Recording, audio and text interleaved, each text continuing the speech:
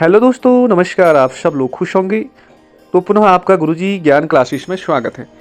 तो दोस्तों, आज का जो हमारा टॉपिक है अलंकार से संबंधित जितने भी क्वेश्चन होंगे यहाँ पे हम इसी वीडियो में हम क्लियर करेंगे। और विगत परीक्षाओं में पूछे जाने वाले ये प्रश्न हैं, क्वेश्चन भी है और आंसर भी आपके सामने है। तो चलो स्टार्ट करते हैं।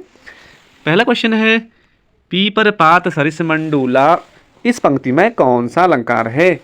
पीपर पात सरिस मंडूला में, तो दोस्तों यहाँ पे ऑप्शन नंबर जो बी है ये राइट हो जाएगा, उपमा अलंकार है। बढ़ते अगले क्वेश्चन में, क्वेश्चन नंबर 2, उपमान और उपमेय के अभेद को क्या कहते हैं? उपमान और उपमेय के अभेद को क्या कहते हैं? तो इसका ऑप्शन भी राइट हो जाएगा, रूपक अलंकार कहते हैं। क्वेश्चन नंबर 3, उपमेय में कल्पित उपमान की संभावनाओं को क्या कहते हैं? जहाँ पे उपमेय में कल्पित उपमान की संभावना को क्या कहते हैं? तो दोस्तों इसमें ऑप्शन नंबर सी राइट हो जाएगा, उत्प्रेक्षा अलंकार कहते हैं। बढ़ते अगले क्वेश्चन में, क्वेश्चन नंबर 4, उपमेय में उपमान का आरोप होने पर कौन सा अलंकार होता है? उपमेय में उपमान का आरोप होने पर कौन सा अलंकार होता है? तो दोस्तों इसका जो आंसर हो जाएगा डी, अपहूति अलंकार इसका राइट आंसर हो जाएगा। बढ़ते अगले क्वेश्चन में, अगला क्वेश्चन है 5वां, जहां बिना कारण के कार्य का होना पाया जाता है वहां कौन सा अलंकार होता है? तो दोस्तों ऑप्शन नंबर सी हो जाएगा, विभावना अलंकार आपका राइट आंसर हो जाएगा। जहां बिना कारण के कार्य का होना पाया जाता है वहां विभावना अलंकार होता है। बढ़ते अगले क्वेश्चन में, जहां उपमेय में उपमान की समानता प्रकट की जाए वहां कौन सा अलंकार होता है? उपमेय में उपमान की समानता प्रकट की जाए तो दोस्तों वहां पे उपमा अलंकार होता है। ऑप्शन नंबर बी राइट हो जाएगा। बढ़ते अगले क्वेश्चन में, क्वेश्चन नंबर 7, जहां उपमेय का निषेध करके उपमान का आरोप किया जाए वहां कौन सा अलंकार होता है? जहां उपमेय का निषेध करके उपमान का आरोप किया जाए वहां कौन सा अलंकार होता है? तो दोस्तों वहां रूपक अलंकार होता है। तो दोस्तों इसको बार बार सुनते रहो, सुनने से ही ये सारी चीज़ें आपकी क्लियर होगी। बढ़ते अगले क्वेश्चन में, क्वेश्चन नंबर 8, जहां शब्दों की आवृत्ति किंतु उसके अर्थ अलग अलग हो वहां कौन सा अलंकार होता है? तो दोस्तों यमक अलंकार, जैसे कनक कनकते सौगुनी वाला है ना, तो यहाँ पे शब्दों की आवृत्ति होती है लेकिन उनके अर्थ क्या होते हैं? अलग अलग होते हैं। तो ऑप्शन नंबर सी हो जाएगा इसमें, यमक अलंकार की विशेषता है। बढ़ते अगले क्वेश्चन में, क्वेश्चन नंबर 9, श्लेष श्लेष अलंकार होता है। तो दोस्तों श्लेष अलंकार को कौन सा अलंकार भी कहते हैं? तो इसको कहते हैं शब्दालंकार। पहला ऑप्शन आपका राइट हो जाएगा, शब्दालंकार को श्लेष अलंकार भी कहते हैं। बढ़ते अगले क्वेश्चन में, अलंकार कितने प्रकार के होते हैं? तो दोस्तों यहाँ पे ऑप्शन नंबर बी है, 3 प्रकार के होते हैं मुख्य रूप से अलंकार। 3 प्रकार के कौन कौन से? पहला हो जाएगा शब्दालंकार, दूसरा हो जाएगा अर्थालंकार और तीसरा हो जाएगा उभयालंकार। उभयालंकार, ठीक है ना। बढ़ते अगले क्वेश्चन में, अगला क्वेश्चन है, जहां उपमेय में अनेकों उपमानों की शंका होती है वहां कौन सा अलंकार होता है? शंका हो रही है तो ऑप्शन नंबर सी हो जाएगा, भ्रांति मान अलंकार इसका राइट आंसर हो जाएगा। बट अगले क्वेश्चन में, लेकिन में से कौन सा अर्थालंकार है? तो दोस्तों अर्थालंकार कौन सा है? अर्थालंकार हो जाएगा इसमें से जो रूपक अलंकार है ये क्या है? अर्थालंकार है। बाकी ये तीनों क्या हैं? ये शब्दालंकार है। तो अर्थालंकार कौन है? रूपक अलंकार आपका राइट आंसर हो जाएगा। बढ़ते अगले क्वेश्चन में, क्वेश्चन नंबर 13, अलंकार में शाब्दिक अर्थ क्या होता है? तो दोस्तों काव्य की शोभा बढ़ाने वाले जो शब्द होते हैं उन्हें अलंकार कहते हैं। तो ये आभूषण का काम करता है।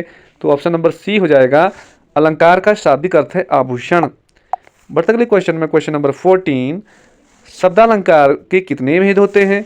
अब यहाँ पे शब्दालंकार के कितने भेद होते हैं? तो ऑप्शन नंबर बी हो जाएगा, 5 भेद होते हैं। और कौन कौन से होते हैं शब्दालंकार में? जैसे अनुप्रास अलंकार आ जाता है, यमक आ जाता है और श्लेष आ जाता है, ठीक है, और वक्रोक्ति आ जाता है और विपिप्सा विपिप्सा भी होता है। ये 5 प्रकार के होते हैं शब्दालंकार।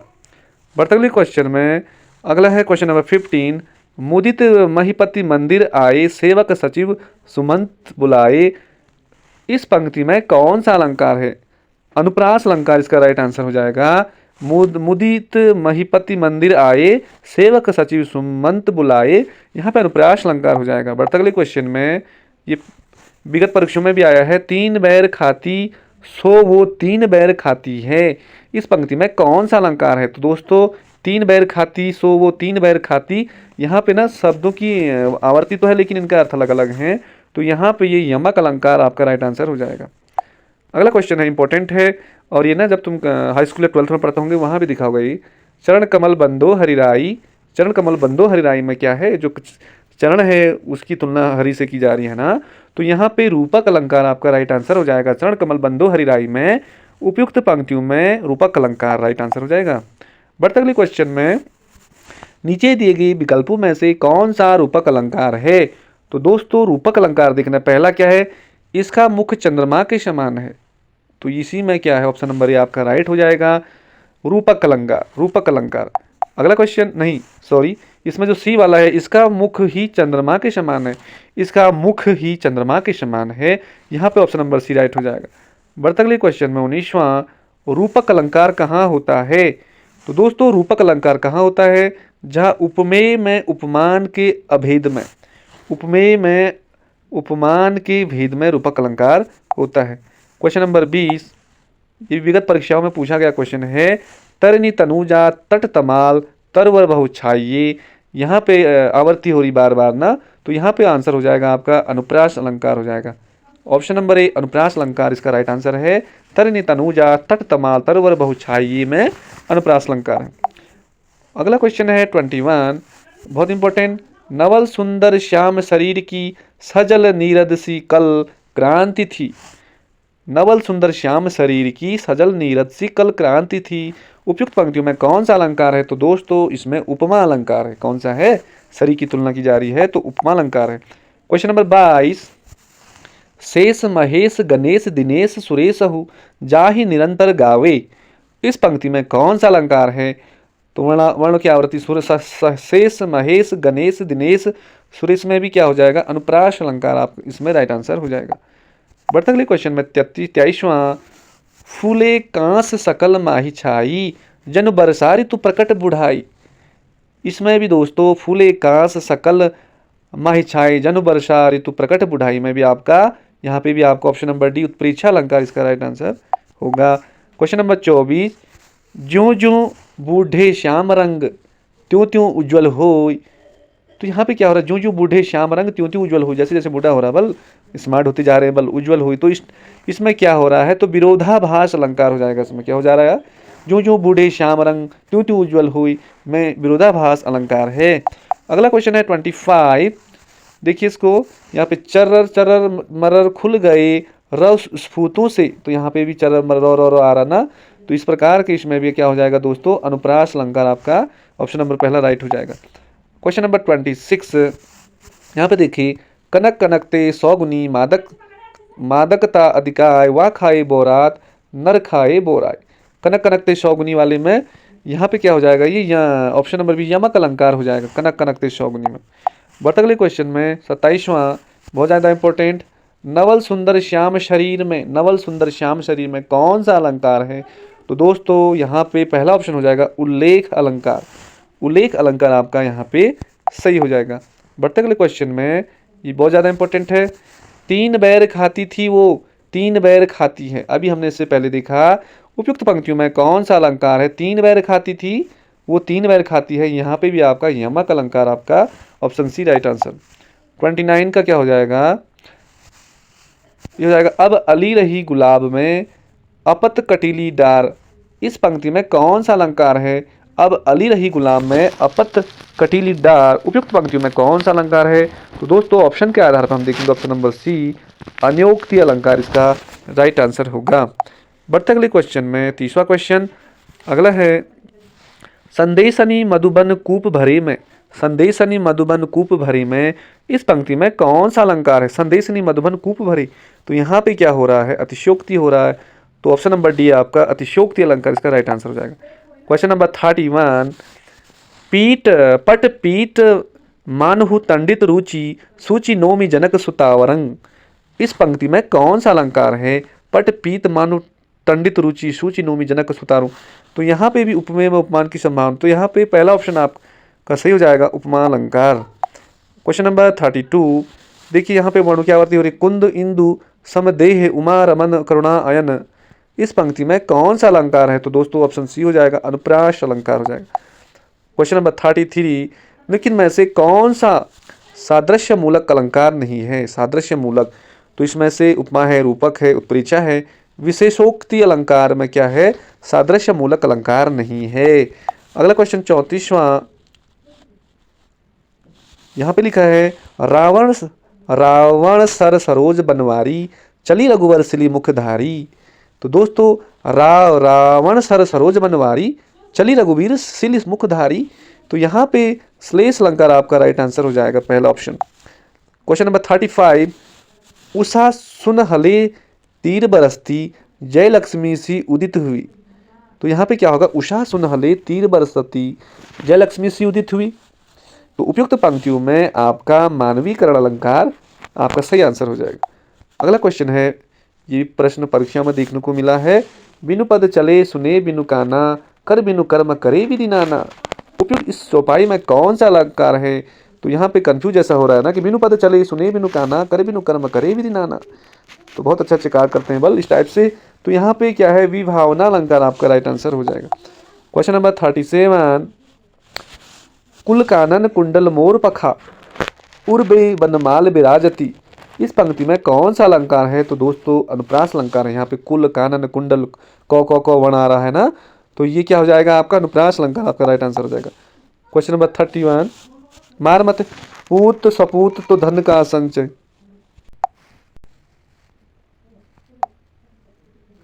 अगला क्वेश्चन है, पूत सपूत तो का धन संचय, पूत कपूत तो का धन संचय। तो दोस्तों इसमें जो आंसर हो जाएगा लाटानुप्रास अलंकार आपका राइट आंसर हो जाएगा। अगला क्वेश्चन है 39, ये बहुत ज़्यादा इंपॉर्टेंट है, काली घटा का घमंड घटा, नभ मंडल तारक वृंद खिले। काली घटा का घमंड घटा, नभ मंडल तारक वृंद खिले। यहाँ पे दोस्तों, यहाँ पे आपका जो राइट आंसर होगा ऑप्शन नंबर बी हो जाएगा, यमक अलंकार आपका राइट आंसर हो जाएगा। क्वेश्चन नंबर 40, जो रहीम गति द्वीप की, कुल कपूत गति सोई। प्रस्तुत पंक्ति में कौन सा अलंकार है। जो रहीम गति द्वीप की, तो रहीम से रिलेटिव सारे श्लेष अलंकार इसका राइट आंसर हो जाएगा। क्वेश्चन नंबर 41, देखिए यहाँ पे पीपर पात सरस मंडोला, प्रस्तुत पंक्तियों में कौन सा अलंकार है। बहुत ज़्यादा इंपॉर्टेंट है, पीपर पात सरस मंडोला। तो ऑप्शन नंबर इसमें दोस्तों बी हो जाएगा आपका,